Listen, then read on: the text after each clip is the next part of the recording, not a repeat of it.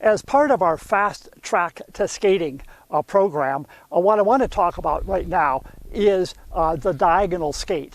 The diagonal skate is probably the slowest skate out there. It's used for hills, and for recreational skiers, it can be a godsend in terms of getting up hills on a cross-country ski trail. It's pretty easy to learn. What I'm going to do now is give you the baby steps that I use for learning the diagonal skate. The diagonal skate uses the free skate as its basis, like most skating techniques do. So the better your free skate back and forth with good weight shift, the better your diagonal skate. It also uses a diagonal arm action, rather like diagonal stride in classic skiing. So if you're familiar with that, that is the arm motion that we're going to be using, and we're going to use that with the free skate.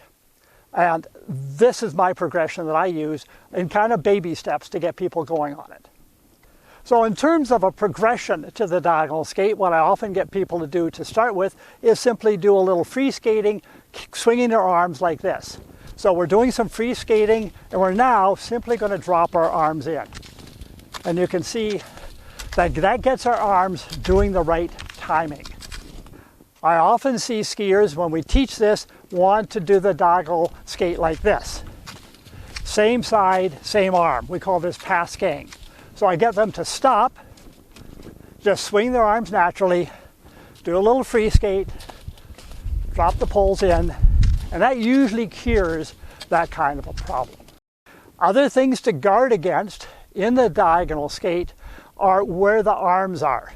We don't want the arms crossing the body like this, or we don't want them way out here like this. We want to have them basically pushing right back down the trail. When we're poling, we don't want to be reaching. We want to keep our arms at pretty much a 90-degree angle. This is going to be stronger. We want to keep our arms just out in this direction like this. We want to keep them a little bit like shoulder width apart, and this is the action that we want. We don't want to have them out wide, crossing, and so forth, just like that. Remember, the key to that diagonal skate is to keep your ankles and knees bent, keep your feet underneath you, do small pushing motions. Don't worry about doing big ones, small ones like I'm doing here. Sometimes people want to really step up the hill like this. This is going to tire you out, stepping up the hill. So keep the feet right underneath you. This will be a little bit better in terms of being able to get up those hills.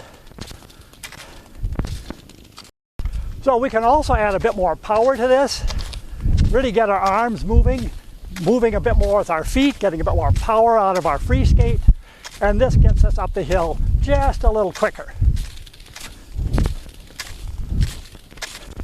So remember, the more we use our legs to generate power, as well as getting a nice strong arm push, the faster and the better will be our diagonal skate.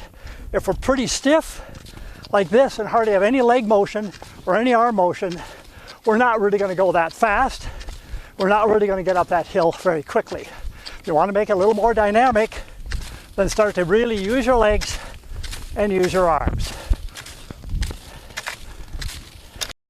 So today what we've looked at in our Fast Track to Skating program is the diagonal skate. And again, we use it for the hills. Remember, you need a strong free skate, and it uses that diagonal stride arm motion, opposite arm leg motion. It's a great hill climbing technique. It's one you can do when you're quite tired. Remember, if you want to add power, then add a little more oomph with the arms and with the legs in terms of the skating action. If you're getting tired, of course, ease up a little bit, but you can make it stronger if you want, make it a bit less taxing if you want as well, by just using a bit less arm and leg motion. Remember though, keep the feet underneath you. Better to take small steps underneath you rather than trying to climb up the hill with big steps reaching ahead of you, putting yourself off balance. Thanks for watching.